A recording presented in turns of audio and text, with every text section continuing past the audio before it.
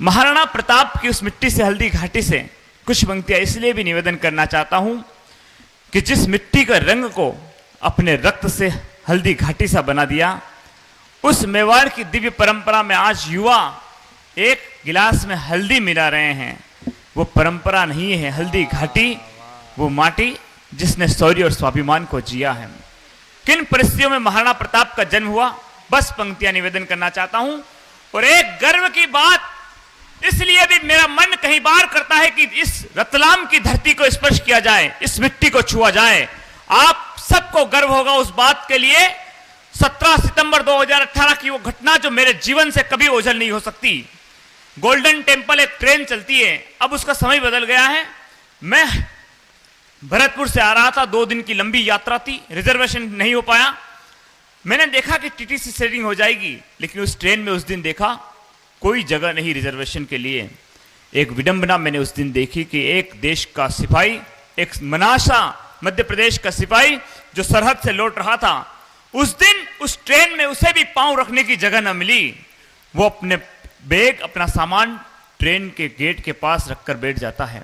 चंद हवा के झोंकों से उसे नींद आने लगती है। उस ट्रेन में 70-80 साल की एक बुजुर्ग माताजी विराजमान, वो दृश्य देखती है कि मेरे देश का सैनिक, एक नौजवान नींद के झोंके ले रहा है गेट के पास।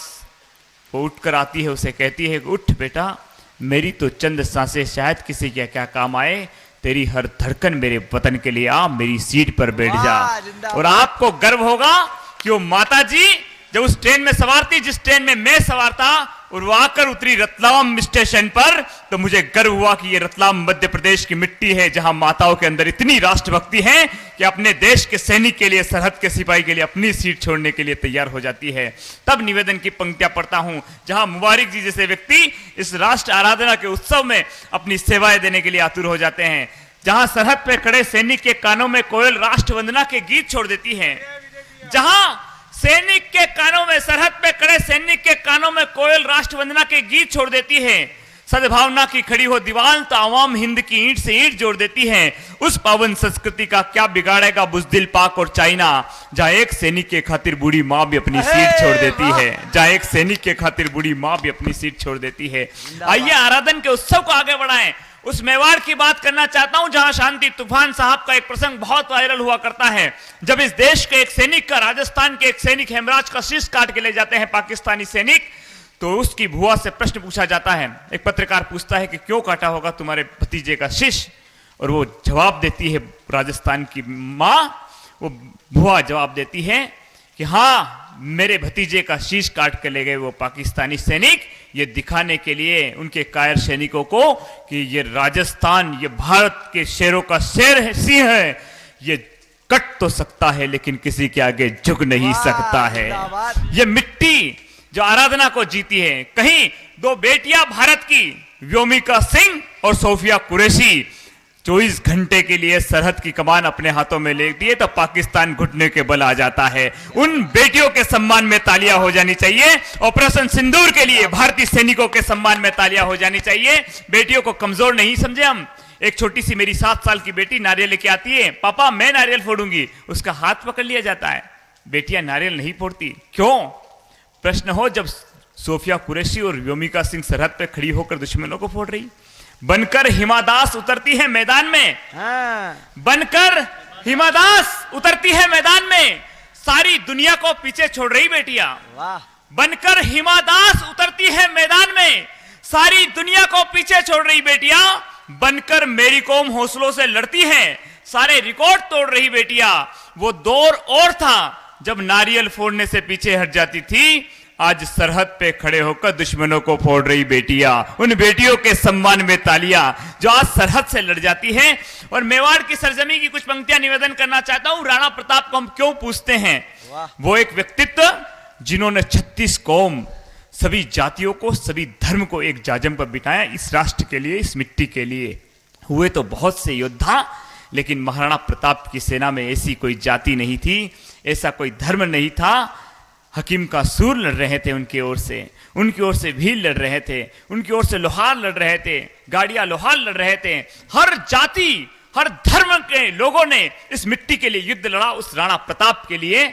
उनका जन्म किन परिस्थितियों में हुआ था, बस कुछ पंक्तियां निवेदन कर देना चाहता हूं मेवाड़ की ओर से। भोग विलास के झूठे आश्वासन, झूठी पत्तल चाटने के लिए कईयों ने अपने स्वाभिमान को गिरवी रख दिया था।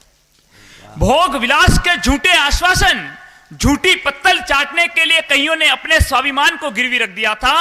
निज लहू से मिट्टी को सींच कर कमाया जो, उस अलौकिक कीर्तिमान को गिरवी रख दिया था। डरा सहमाता हर पहरेदार घर के भेदी भेड़ियों से, आधा हिंदुस्तान जकड़ा हुआ था गुलामी की बेड़ियों से। सुखी जीवन की लालसा में वीर अपना गौरव खो रहे थे। उज्जवल परंपरा के पालक सूरवीर कायरता की नींद सो रहे थे। उस मुगल बादशाह ने दाने दाने का मोहताज बना दिया था। दादा परदादा थे जिनके राजा दी राज, उनको भी पालतू बाज बना दिया था। उस विकट विकराल काल में प्रकट हुआ मां जयवंता का लाल। उस विकट विकराल काल में प्रकट हुआ मां जयवंता का लाल। प्रातः स्मरणी नाम युग सुमेरु के समान दीप्तमान जिनका भाल। बप्पा रावल हमीर कुंभा सांगा हुए महाप्रतापी पूर्वज, लेकिन महाराणा का संबोधन गौरवान्वित हुआ जिनके प्रताप से। शौर्य पराक्रम के आभूषण से हुए सुसज्जित, तो सूर्य का तीक्ष्ण ताप भी लज्जित हुआ जिनके ताप से। घास की रोटी को बना दिया था स्वाभिमान का प्रतीक। मृत्यु भी घुटने टेक कर मांग रही थी जीवन की भीख, जब वीर वसुंधरा पर राष्ट्र प्रेम के अनंत जाप हुए। जब वीर वसुंधरा पर राष्ट्र प्रेम के अनंत जाप हुए, तब मां जयवंता की कोख से वीर शिरोमणि महाराणा प्रताप हुए। तब वीर शिरोमणि महाराणा प्रताप। दोनों हाथ ऊपर उठा के, वाह। बस ये दो पंक्तियां आप अपनी सब माँ के श्री चरणों में समर्पित कर दें कि दिख जाए जिसे माँ के चरणों में जन्नत, वो शिवाला नहीं जाता। दिख जाए जिसे माँ के चरणों में जन्नत, वो शिवाला नहीं जाता। माँ की दुआओं से हो रोशनी, घर से कभी उजाला नहीं जाता। और विद्रो इस दुनिया में माँ से बड़ा नहीं कोई देवता। यदि बेटा भूखा हो तो माँ के मुंह फिर निवाला नहीं जाता। अद्भुत, अद्भुत, माँ के मुंह निवाला। बहुत बढ़िया भाई साहब।